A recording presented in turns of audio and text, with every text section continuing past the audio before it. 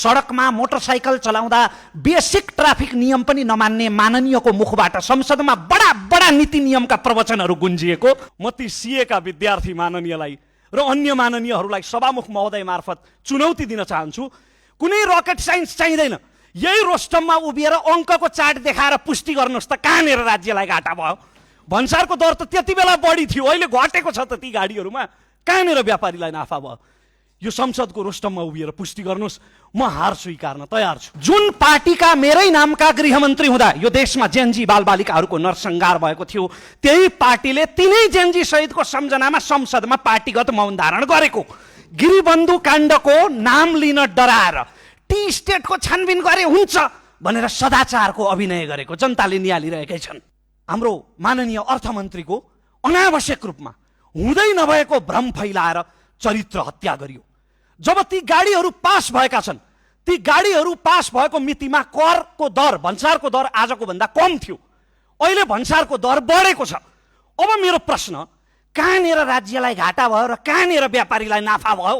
कहाँनिर देखिन्छ कैफियत? कहिलेकाहीँ जेपिटी बोलिदिने बानी असाध्यै घातक हुन्छ। पूर्वेली भाषामा भन्दा जे पनि भनिदिने।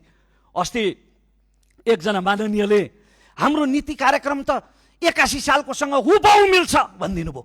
अनि के मिल्छ भनेको पत्रकारले कलर पनि मिल्छ कभर पनि मिल्छ भनिदिनु भयो। भित्र किताब खोलेर हेर्ने दुःख किन गर्नु? 81 सालकोसँग हुबहु मिल्छ भनिदियो, 2-4 थान जय जयकार गुन्जिहाल्छन्।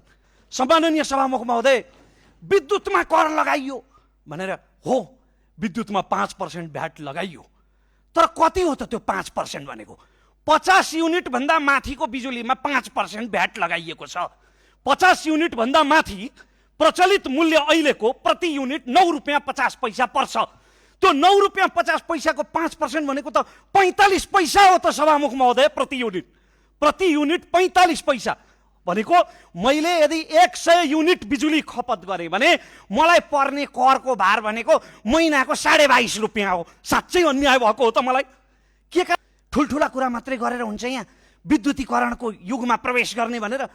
प्रधानमन्त्रीको शब्द म सापट लिन चाहन्छु। अनि सब स्टेसन र ट्रान्सफर्मर रुखमा फल्छ, त्यसका लागि स्रोत चाहिँदैन? त्यसका लागि विद्युतमा यसपटक म ऋण खान्छु तर तिर्दिन भन्ने त उही मेरा काकाको तर्क जस्तो भयो त।